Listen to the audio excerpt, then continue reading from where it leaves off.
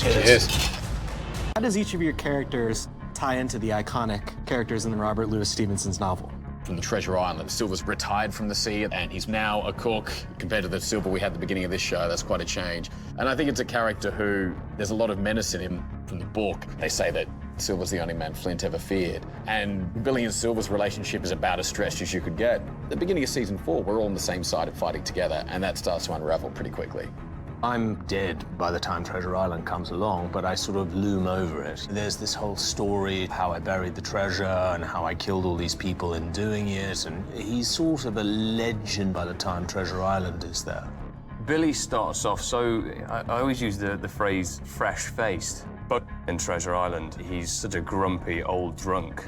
In season 4, we started to see how this world and the people in this world have affected him, and we're going to see that big shift towards that Billy Bones in the book. That's really what we're trying to do with these characters. We've witnessed the death of our brothers around us. We've had to take part in some really terrible things. And each one of those that's happened since the first episode has all accumulated to make them who they are from the Treasure Island.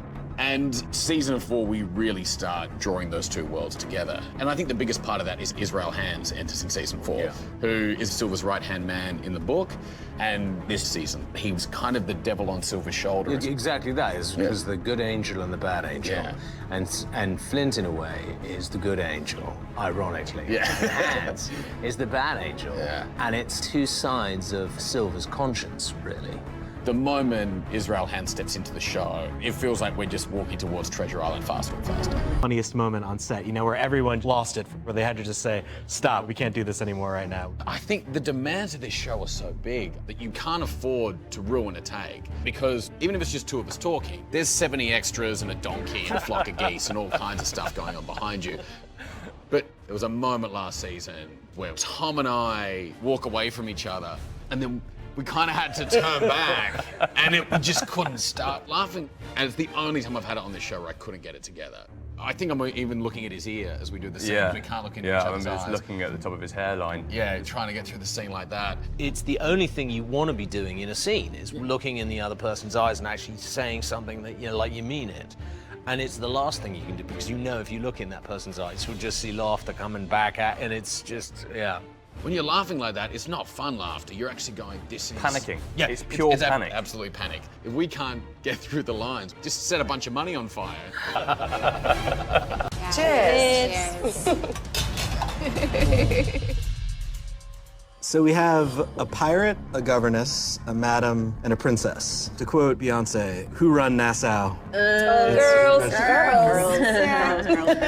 The women on the show really play a powerful role in what is predominantly a man's world. So how do they kind of navigate that? How do they survive? For me, playing Eleanor, she's the kind of person that will always manage to be in the driving seat, even if it is, you know, behind closed doors, pulling the strings. And when I first read about women who have been involved in piracy in order to kind of expand their wealth, there are lots of examples in history of women who did that. Like Bonnie was this woman, like real piratey character. You've seen such an arc. In the beginning, a very shy, vulnerable little girl. And, you know, she's always kept this kind of badass attitude whilst being vulnerable at the same time, and gone into her darkest places ever and risen again from the flames. And I just think it's one of the most real characters, definitely on the show. Yeah, I think Max doesn't use her sexuality anymore to gain anything, but I think what she learned from being a prostitute, the charm that she was able to create there was something that she was able to pull and use now kind of as this political power and businesswoman on the island, and also the tremendous amount that she's learned from watching Eleanor make decisions, you know, has been really influential for her. Now, with Maddie, what do you think is your character's most badass moment? The most badass thing that Maddie's doing is in the 4th season, just being the only female on a ship full of men and telling them what to do. I feel you, babe. Yes. I'm with you.